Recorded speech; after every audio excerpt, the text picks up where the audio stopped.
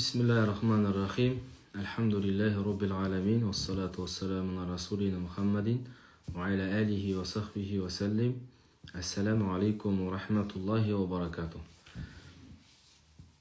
Hürmetli көрермендер, hürmetli bауырлар, ағалар, інілер, қарындастар, Алла Тағала бүгінгі қасиетті кіші жұма күнімізді берекелі хайырлы етсін. Осы қасиетті жұма күндері жасаған ізгі амалдарымызды, тілеген дұға тілектерімізді Алла Тағала баршасын өзінің разылығымен қабыл етсін. Және осы дүниеде де ақыретте жақсылыққа жеткен, берекеге ұласқан құлдардың қатарынан болуымызды Алла баршамызға нәсіп қылсын.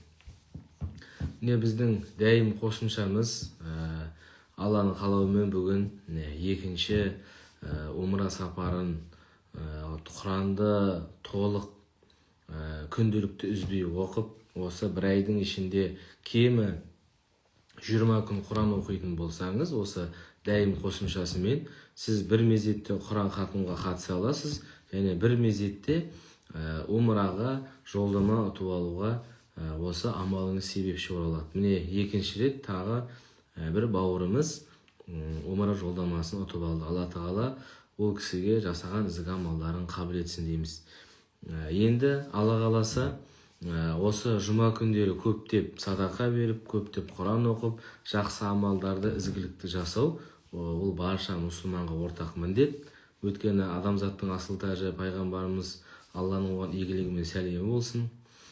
Кім жұма күні келген кезде Кәһф сүресін оқитын болса, және жұма күні келген кезде жұмаға ертелік тұрып, жуынып, таза киімін киіп, бар иіс-суын сеуіп, жұмаға ертелік барып, имамның алдында уағызын тыңдайтын болса, Алла Тағала осы жұма мен келесі жұманың арасын нұрға, хайырға, берекеге толтырады деген. Сондай берекеге толған, берекеге ұласқан құлдардың қатарынан болуымызды Алла баршамызға нәсіп қылсын дейміз. Енді біздің кезекті тізім бойынша Құран бағыштау, өйткені көптен бері Құран бағыштаған жоқпыз. Неге десеңіздер, барлығы толық жиналсын дедік, кішкене күнде бір 2-3 адамнан емес, 10 адам, 11 адам деген секілді.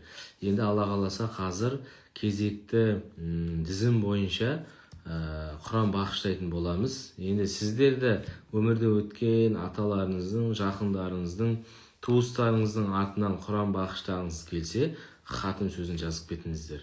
Егер сіздер хатым сөзін жазып кетсеңіздер, біз сіздерге кері байланыс жасап, осы тізімге тіркеп қоятын боламыз. Және сол тізім бойынша Құран оқылып, Алладан мейірім, рахым тілеп, артында қалған ұрпағына хайыр, берекелі, салиқалы, мәнді, сәнді, мағыналы өмір берсін деп дұға тілейтін боламыз. Алла Тағала баршамызға разы болсын дейміз.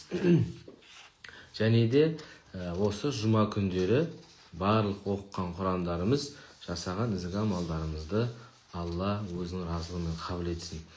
Енді құрметті көрермендер, бауырлар, қарындастар, әпкелер, бізбен кері байланыс жасап отырыңыздар. Өйткені адам идеальный емес қой, барлығы бірдей әдемі бола бермейді. Кейде адамның әлсіз тұсы болады, кейде қате кемшіліктер болады.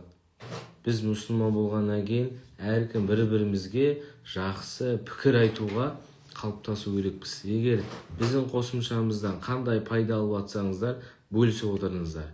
Қандай кемшіліктері болып жатса, кері байланысқа шығып айтыңыздар. Осындай жерлері болып жатыр деген секілді. Бірақ барынша сіздерге әділеттілік жолында осы Құран бағыштау болсын, басқа да жол көрсету болсын, әділеттілікпен жол көрсетуге дайынбыз. Тек сіздерден көркем мінезділікпен кері байланыс жасап, біздің де кеткен кемшіліктерімізді айтып отырсаңыздар, бұл нұр үстінде нұр болады. Өйткені пайғамбарымыз саллаллаху алейхи ва саллям айтты: "Күллу ибн Адам хата", барлық адам баласы қателеседі деді. Сондықтан біз қателесіп жатсақ, сіздер айтып қойыңыздар.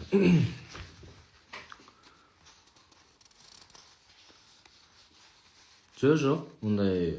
Егер енді өзіңіздің жарыңыздан сұрағаныңыз дұрыс, өйткені ол сіздің Құдай қосқан қосақ жарыңыз болғаннан кейін ақылдасып, айтып жасасаңыз болады. Енді өзіңіз Құран бағыштасаңыз сұрамайсыз ғой, өзіңіз бағыштап, ал біреуге жаңағыдай атын беріп, тізімін беріп жасап жатсаңыз, күйеуіңізбен бір ақылдасып жасағаныңыз жақсы. Өйткені күйеуіңізбен ақылдасқан кезде ода береке бар, хайыр бар, жақсылық бар.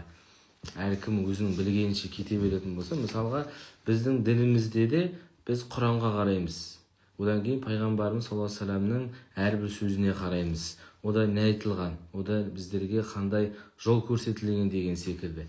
Ал соған қарайтын болсақ, онда біздерге өмірімізге үлгі өнеге береке бар. Дәл сол секілді сізді Құдай қосқан жарыңызбен ақылдасып, мәнін, жолын сұрап отырсаңыз, нұр үстіне нұр болады. Одан кейін Құранның тізімін айтып, ата-бабаңызға бағыштай бересіз. Міне, Алла қаласа кезекті немізді тізім бойынша Құран хатымызды бұйырша бағыштайтын боламыз.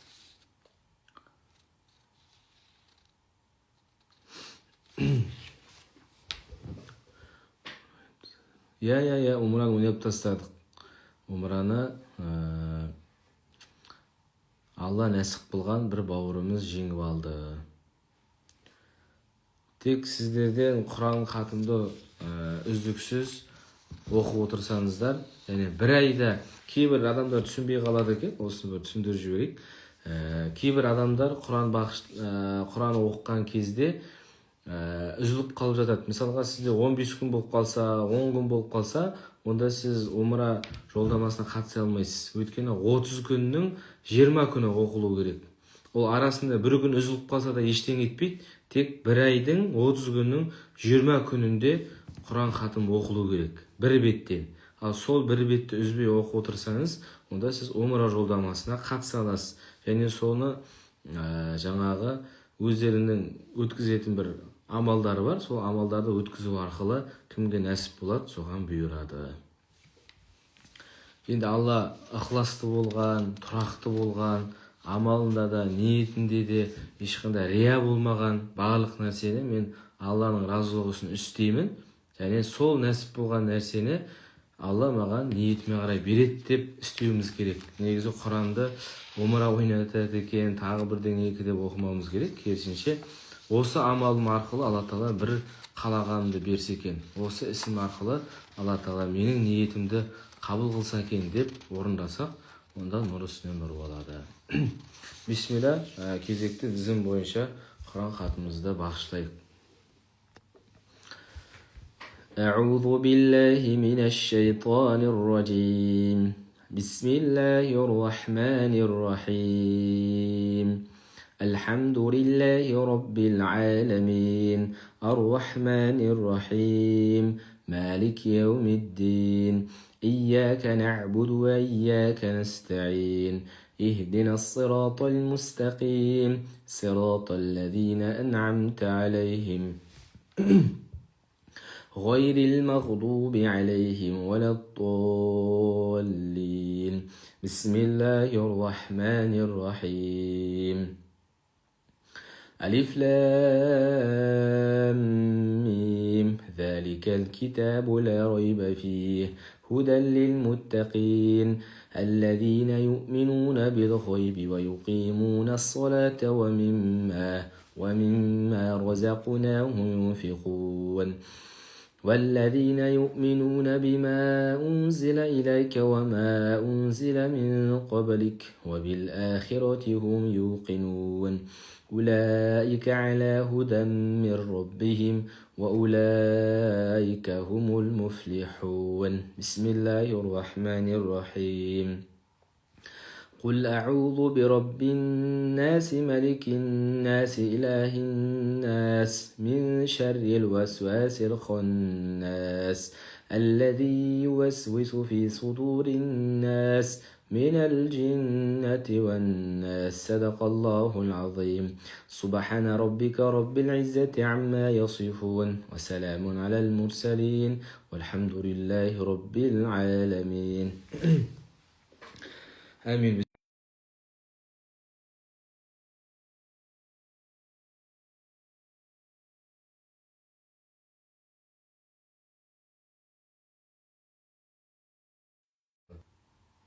Нұрахметов Қазбек, Сансызбайұлы Қалдыбек, Ержігітұлы Дүйсенәлі, Гүлбақыт Кубландина, Қабытов Жолдас, Айтбайқызы Патыма, Асан Пашанұлы, Тұрғанбек Алтынбекұлы, Сәбитәлі қызы Күмісхан, Нәбира Бейсенқызы, Әбіл Ахметұлы, Қуанышбай Үсенбаевич, Орынкүл Құлышқызы, Әбиір қызы Ғадила, Оразыұлы Талғат, Әділбек қызы Зағира, Пістебайұлы Шұғай, Абдурахманұлы Сағымбай, Әлмұхамбет Тілеубайұлы, Базарбай Жұмағамбетұлы, Тарпанұлы Тілеубай, Рүстем қызы Разия, Жүгінісұлы Мырзабек, Жүгініс қызы Қазына, Құрманәлі Бақашұлы, Жетпісбайұлы Төленді. Алла Тағала есімі аталған, есімі аталмаған кісілердің рухтарына бақыш етік. Жатқан жерлерін жайлы, топырақтарын торқа, қараңғы жерін жарық қыл. Алла Тағала осы қасиетті Құран нұрымен ол кісілердің қабірін нұрландырып, ол кісілердің қабірін жәннатта бақтан еткейсің. Артында алған тума туыс бала-шаға ұрпақтарына, дендеріне саулық, отбасына аманшылық бер, істеріне, кәсіптеріне береке бер. Ата-бабасын, тума туыстарын, жақындарын еске алып, Құран бағыштатып, жақсы игі ізгі амал істеп жатқан амалдарына Алла Тағала береке бер, отбасыларына аманшылық бер, өмірлерін мәнді де сәнді, мағыналы өмір сүруі нәсіп қыл. Алла Тағала көрінген бала-шағаларының қызығын көру нәсіп етті. Алла Тағала әрбір ойлаған мақсаттарына, мұраттарына, ниеттеріне жетуге жәрдем бер. Қасиетті жұма күні оқылған Құрандарды қасиетті сүрелерден болған амалдармен, Алла Тағала Құрандармен амалдарын нұрландырып, жатқан жерлерін жайлы, топырақтарын торқа, қарағың жерін жарық қылғайсың.